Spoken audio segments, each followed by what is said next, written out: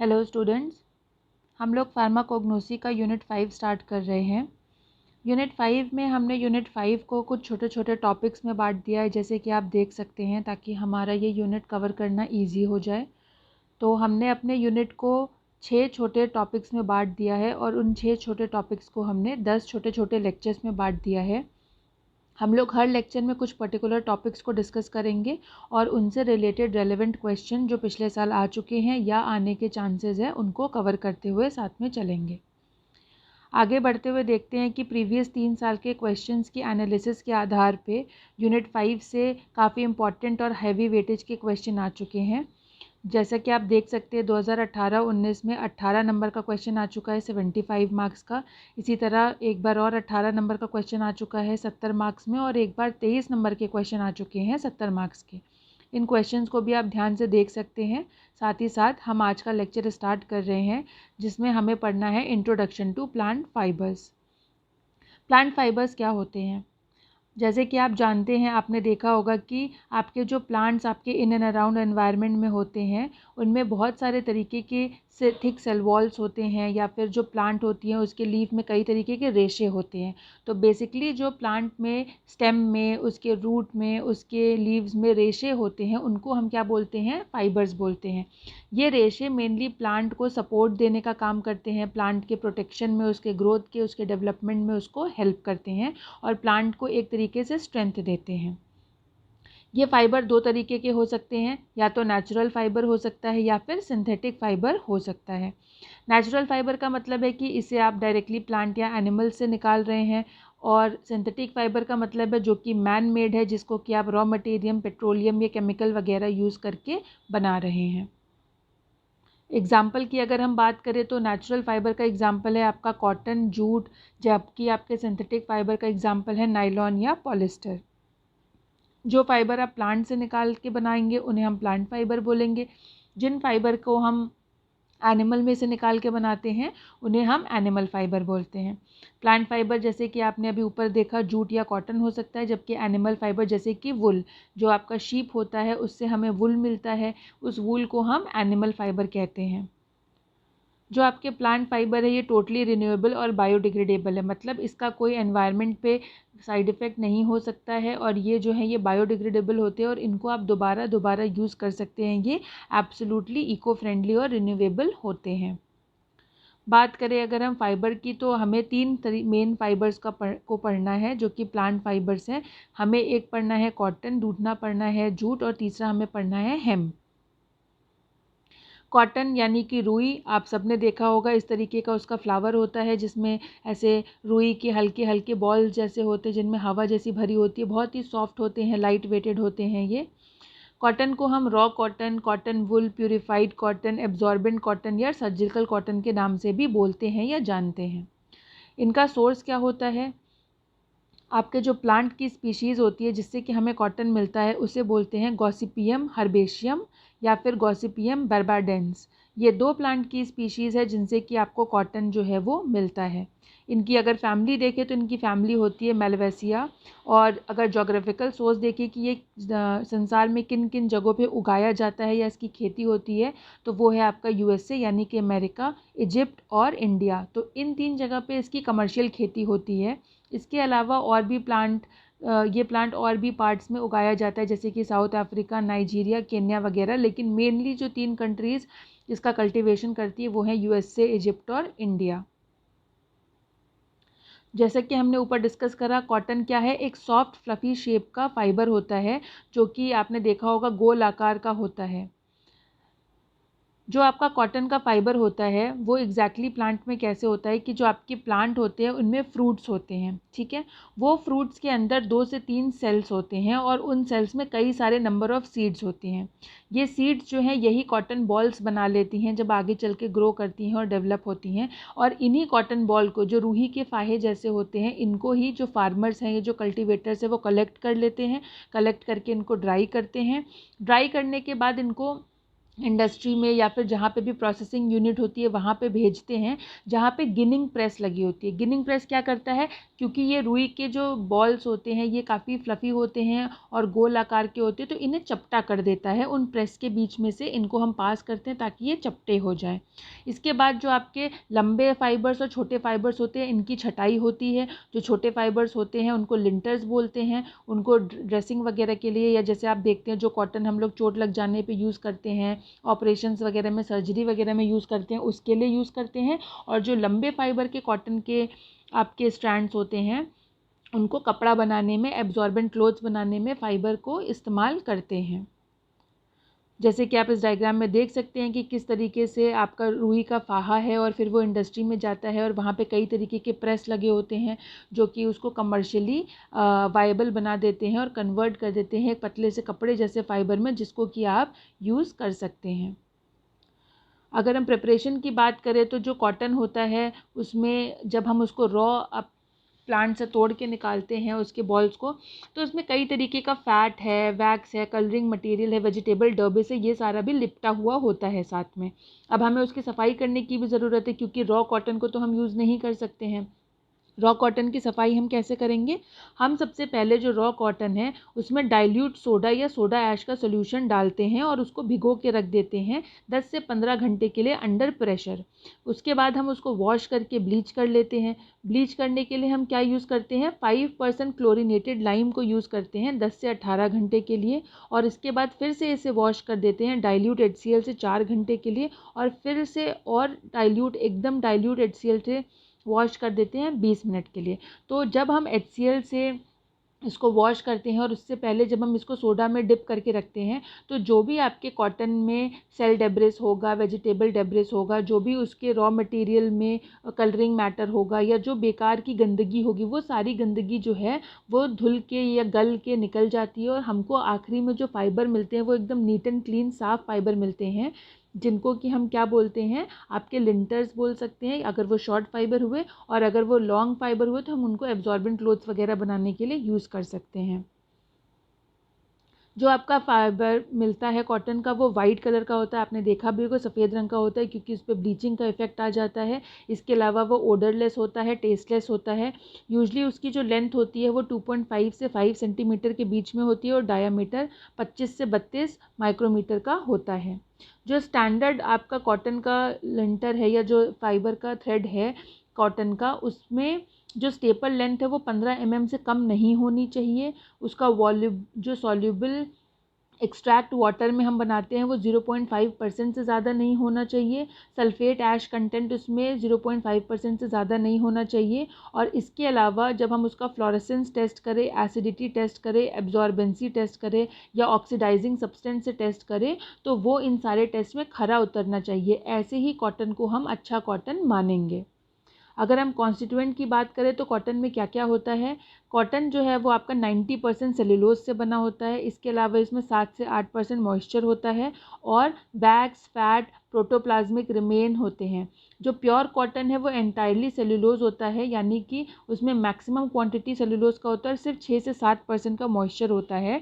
और उसमें से जो भी आपका वैक्स और फैट वगैरह है या जो वेजिटेबल की डेब्रिस है उसको रिमूव कर दिया जाता है, इसलिए वो प्योर कॉटन कहलाता है।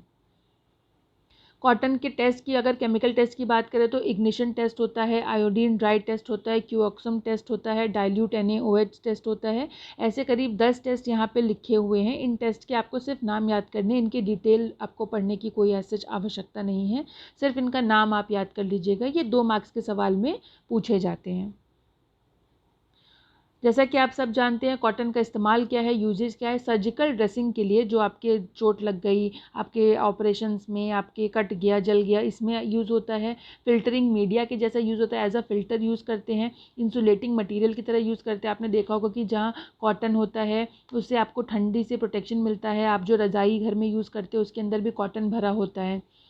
इसके अलावा जो कॉटन इंडस्ट्री होती है उसमें कॉटन फिल्टर्स, टेंट में यूज़ होता है, एक्सप्लोजिव मैन्युफैक्चरिंग में यूज़ होता है, कॉटन पेपर वगैरह में, बुक बाइंडिंग वगैरह में यूज़ होता है। जो आपका कॉटन होता है उसमें जो कॉटन सीड्स होती है उससे कॉटन सीड ऑयल भी मिलता है, जिसको हम as a vegetable oil use कर सकते हैं।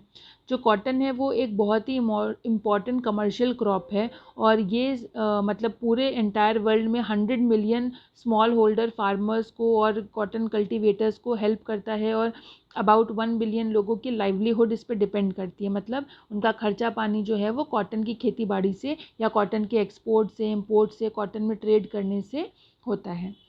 ये हमारा हो गया कॉटन, हमने कॉटन के बारे में पढ़ लिया। दूसरा जो हमको क्रॉप पढ़ना है, जिसका फाइबर हमें पढ़ना है, वो है हेम्प। हेम्प या जो इंडस्ट्रियल हेम्प होता है, ये जिस प्लांट से लिया जाता है उसे बोलते हैं कैनबिस सटाइवा। ये जो कैनबिस सटाइवा है ये fastest growing plant, one of the fastest growing plant होता है अर्थ में। इसमें प्रोटीन 31.5 ग्राम होता है और एस्पार्टिक एसिड 3.622 ग्राम होता है। जो कैनबिस सटाइवा है वो एक्चुअली में आपका ड्रग के जैसे भी काम करता है, लेकिन जो इंडस्ट्रियल कैनबिस सटाइवा होता है और जो हेम्प होता है, इसमें फ़र्क ये है कि आपके जो कैनबिस होता है इसमें एक THC होता है कंपोनेंट, जिसको कि बोलते हैं टेट्रा हाइड्रो कैनाबिनॉल। ये जो टेट्रा हाइड्रो कैनाबिनॉल होता है, ये जो कंटेंट होता है इसमें एक साइको एक्टिव कंपाउंड होता है। साइको एक्टिव कंपाउंड मतलब ऐसा कुछ कंपाउंड जिसको खाने से आपको हेलुसिनेशन होने लग जाए। ये जो आप लोग ने सुना होगा कि लोग चरस लेते हैं, गांजा लेते हैं, मारिजुआना लेते हैं, वो क्या होता है, हेम्प का ही एक प्रकार होता है, जिसको खाने से इंसान हेलुसिनेट करने लगता है, उसका दिमाग धीरे धीरे स्लो डाउन हो जाता है, वो हो सकता है कि बहुत ज़्यादा कंजम्पशन पे बेहोश भी हो जाए। तो ये जो THC होता है, टेट्रा हाइड्रो कैनाबिनॉल, ये उनमें ज़्यादा होता है जिनमें कि कैनबिस सटाइवा का जो प्लांट होता है। लेकिन जो हेम्प होता है वो होता तो कैनबिस सटाइवा के जैसा ही है, लेकिन उसमें THC का कंटेंट जो है वो बहुत कम होता है, और इसी वजह से इसका जो साइको एक्टिव कंपोनेंट है वो भी कम होता है, और इसका जो इफ़ेक्ट है वो भी कम होता है। तो आप इसको ऐसा समझ सकते हैं कि अगर प्योर कैनबिस सटाइवा है तो उसका जो साइको एक्टिव कंपोनेंट है वो बहुत ज़्यादा हाई होता है, क्योंकि उसमें THC का लेवल बहुत हाई होता है। लेकिन जो आपका हेम्प होता है उसमें लो कॉन्सेंट्रेशन होता है THC का, और एक दूसरा कंपोनेंट होता है CBD, जिसे बोलते हैं कैनाबिडॉल, उसका कंपोनेंट या उसका परसेंटेज ज़्यादा होता है। इसीलिए ये साइको एक्टिव इफेक्ट कम दिखाता है एज़ कम्पेयर टू जो आपका ओरिजिनल, जिसे आप गांजा बोलते हैं या जिसे आप चरस बोलते हैं, उसके कंपैरिजन में। जो हेम्प है वो कई सारे कमर्शियल प्रोडक्ट्स में यूज़ होता है, जैसे कि rope, textile, clothing, shoes, food, paper, bioplastic या फिर बायोफ्यूल वगैरह बनाने में। अगर हम हेम्प का सोर्स देखें तो ये पेरीसाइक्लिक फाइबर्स से बनता है, जो कि कैनबिस सटाइवा प्लांट से हमको मिलता है। इसकी फैमिली है कैनेबिनियासी। प्रिपरेशन में इसमें हम रिपलिंग, रेटलिंग और हैकिंग करते हैं, यानी कि इसे तोड़ते हैं, फिर इसे अच्छे से मल के इसे चूरे के फॉर्म में बनाते हैं, और उसके बाद इसकी हैकलिंग करते हैं, यानी कि इसको क्या करते हैं, अच्छे से गूँथ लेते हैं। कॉन्स्टिट्यूएंट की बात करें तो इसमें सेलुलोज है 77.5%, हेमी सेलुलोज है 10%, और ट्रेसेस ऑफ लिग्निन 6.8% और पेक्टिन पाया जाता है 2.9%। यूजेस जैसे कि हमने ऊपर देखा, रोप बनाने में, बायोफ्यूल बनाने में, इसके अलावा ट्वाइन और सेल क्लोथ बनाने में, और फार्मास्यूटिकली इसको कोर्स फिल्टरेशन के लिए यूज़ करते हैं। जोग्राफिकल लोकेशन में India, Bangladesh, Pakistan, Iran, Central America, USA, Russia, Italy, France, South Africa, इन सब जगहों पे इनका काफ़ी अमाउंट में खेती होता है, कल्टीवेशन होता है। डिस्क्रिप्शन की बात करें कि हेम्प कैसा दिखता है, कैसा होना चाहिए। ये जो प्लांट है ये एनुअल प्लांट है, जो कि सीड से डायरेक्टली उग सकता है, और ये पूरे साल 12 महीने उगता है। ये किसी भी रेंज ऑफ सॉइल में उग सकता है, कोई पर्टिकुलर सॉइल की इसको ज़रूरत नहीं है। इसको बहुत कम अमाउंट ऑफ पेस्टिसाइड या फर्टिलाइज़र की ज़रूरत होती है कल्टीवेशन के लिए। ये डार्क कलर का होता है, यूजली ब्राउन कलर का, और इसमें एक अलग सी पंजेंट सी महक होती है और टेस्ट होता है। जो हेम्प के फाइबर होते हैं ये लॉन्ग होते हैं और काफ़ी स्ट्रॉन्ग होते हैं। नेक्स्ट जो हमें पढ़ना है वो हमें पढ़ना है जूट के बारे में।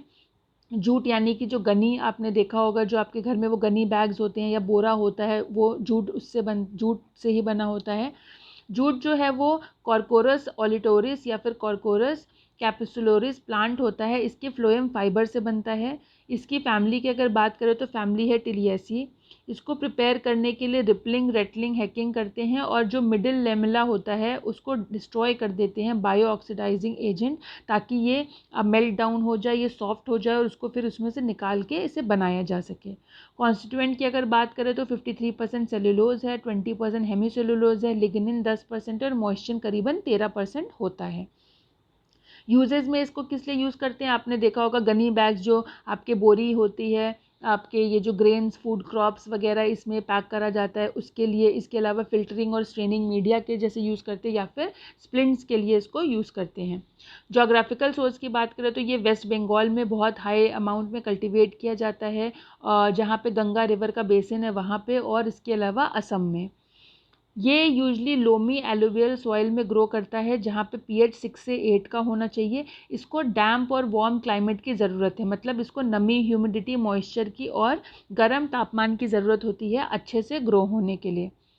जो प्लांट है वो जब ग्रो होता है तो वो 1.5 से 3.5 मीटर का होता है हाइट में, येलोइश ब्राउन कलर का ये होता है। और जो इसके फाइबर होते हैं उन फाइबर की लेंथ 0.8 से 5 mm तक हो सकती है और इसका डायमीटर 10 से 25 माइक्रोमीटर हो सकता है। जो स्टोरेज है, स्टोरेज के लिए हमें इसे कूल ड्राई प्लेस में रखना चाहिए। जूट फाइबर जो होते हैं अगर हम उनको बहुत ज़्यादा ड्राई प्लेस में रख देंगे तो वो ब्रिटल हो जाएंगे और डस्टी हो जाएंगे, और अगर हम उन्हें बहुत ज़्यादा लाइट का एक्सपोजर दे देंगे तो ये डार्कनिंग हो जाती है इनमें, और इसका जो ब्लीच है वो रिड्यूस हो जाता है, जिसकी वजह से इसकी टेंसाइल स्ट्रेंथ कम हो जाती है। टेंसाइल स्ट्रेंथ मतलब जो इसका खिंचाव है वो कम हो जाता है, यानी कि जो बोरा है अगर आपने बहुत देर धूप में रख दिया तो फिर वो जल्दी फटने लग जाएगा।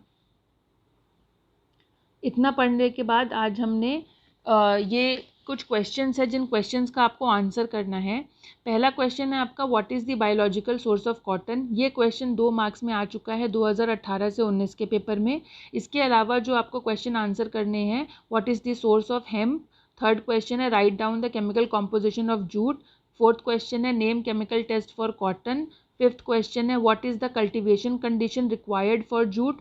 सिक्स्थ है, mention any 2 uses of cotton fibre.